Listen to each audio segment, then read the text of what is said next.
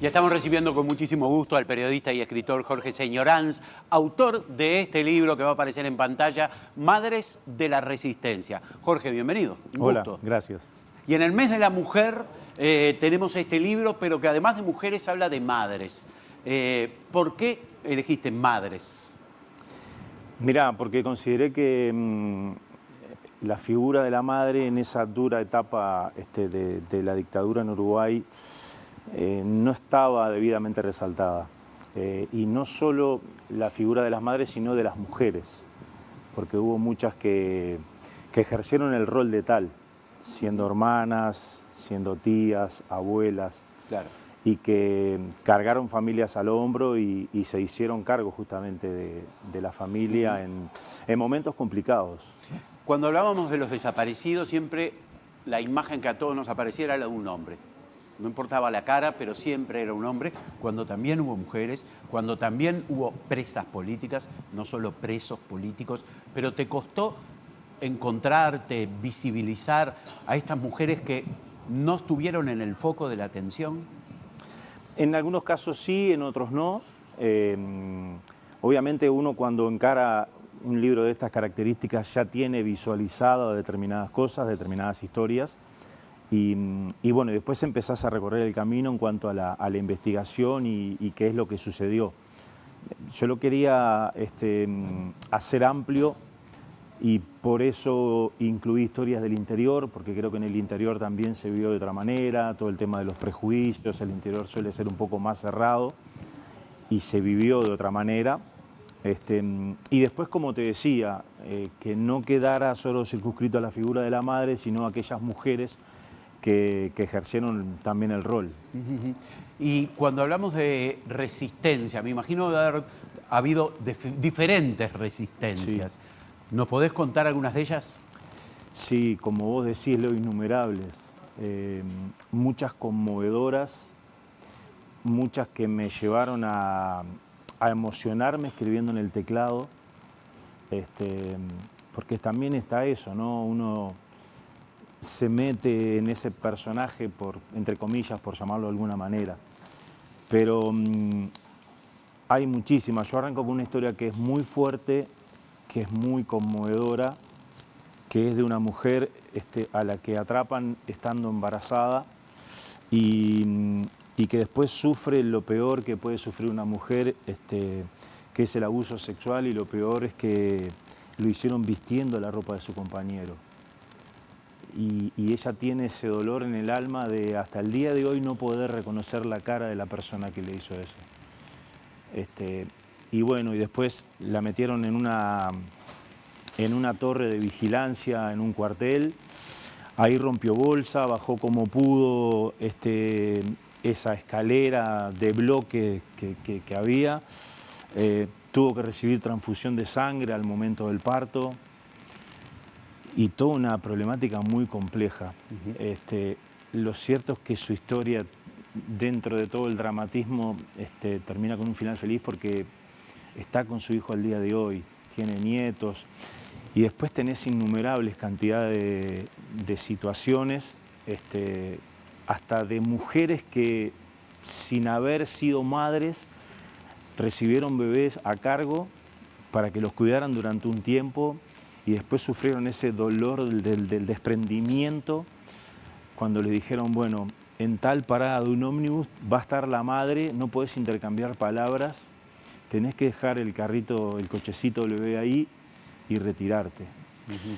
Y claro, y ella, sin ser la madre de ese niño, se había encariñado de tal forma que ese desprendimiento le generó un dolor inmenso. ¿Se pudo reencontrar con esa criatura Sí, más curiosamente, adelante? sí, esa es una historia que también tiene, no con Sebastián, como ella le llamaba, porque le había puesto Sebastián, sino con la mamá, que es lo más increíble del caso.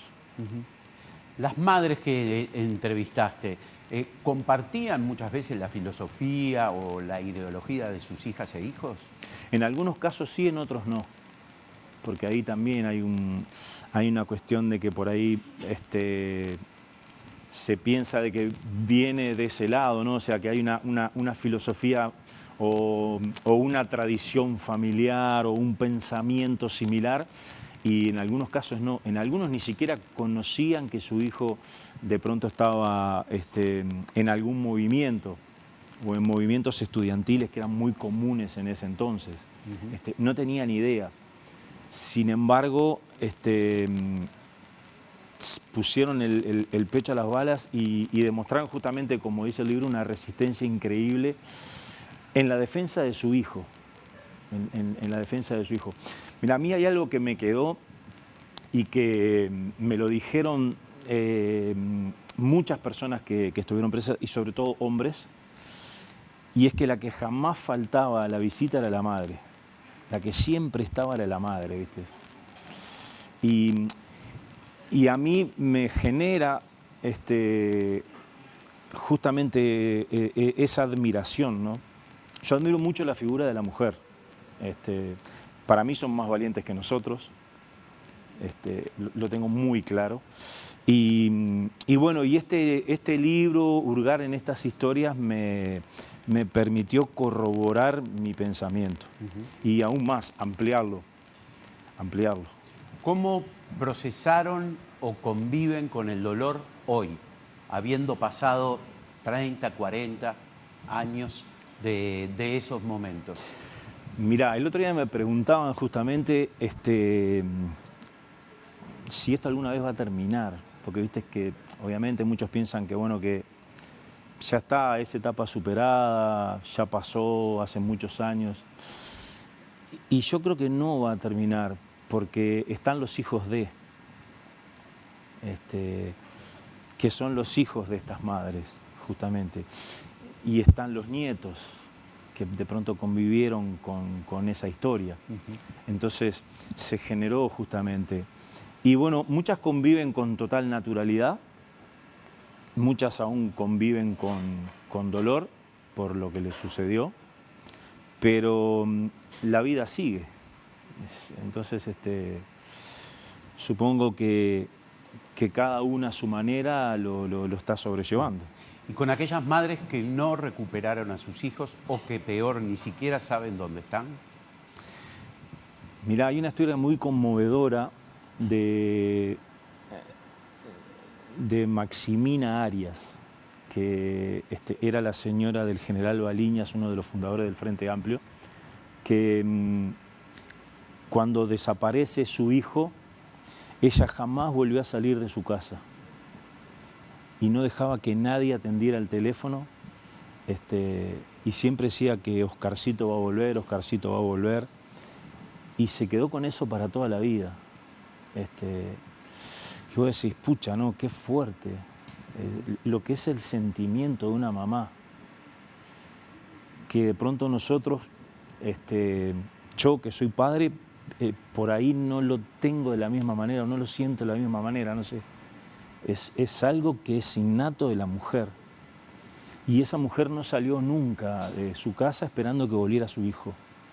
Y cada vez que sonaba el timbre era ella la que iba a atender la puerta. Y así convivió hasta que le confirmaron que su hijo estaba muerto. ¿Viste? ¿Pudieron perdonar? Es que no lo puedo responder yo. Sería un atrevido si lo respondo yo. Creo que lo tendrían que responder ellas. Algunas personas ahí utilizan la frase que utilizan muchos, ¿no? Ni olvido ni perdón. Hay justamente una persona que me dice eso porque a su mamá le generó una enfermedad cuando le llevaron a su esposo totalmente desfigurado a la puerta de su casa. Entonces, claro, para esa persona es muy difícil olvidar. Creo que es personal y que es de cada uno justamente ese sentimiento. ¿Trasciende este libro?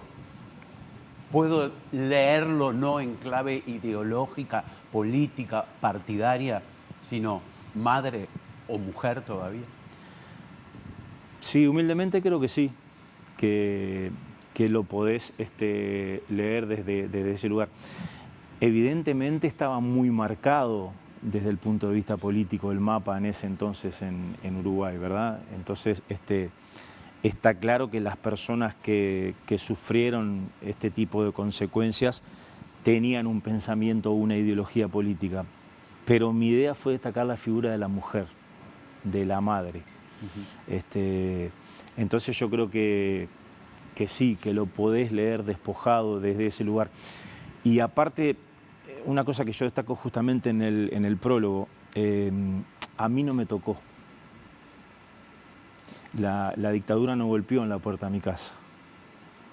Entonces yo lo hice desde otro lugar, por ahí despojado de algún sentimiento que me podía provocar o generar a mí. Y yo lo aclaré justamente eso porque me pareció válido. Y la persona que me lo dijo fue justamente Margarita Michelini, una ex compañera del diario de muchos años, a la cual le agradezco y valoro profundamente su sugerencia.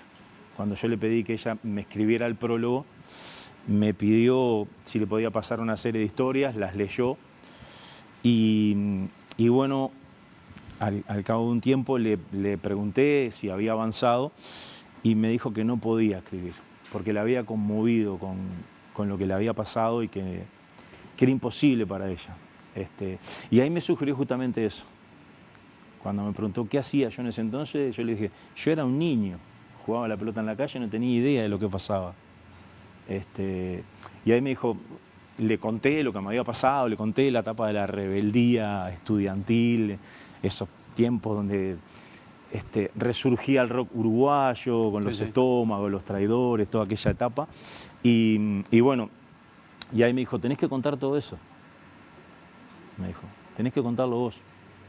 Y que tu testimonio justamente le dé también otro aporte. Jorge, ¿está en las librerías? Sí, está en las librerías. Perfecto. Muchísimas gracias por estar aquí con nosotros y sin duda por haberle puesto el cuerpo y el tiempo a este libro, que no debe haber sido nada sencillo ni de entrevistar ni de escribir. Sí, totalmente. Sobre todo de entrevistar, para mí representó un desafío desde el punto de vista periodístico y lo hice desde un lugar del respeto. Me llevé,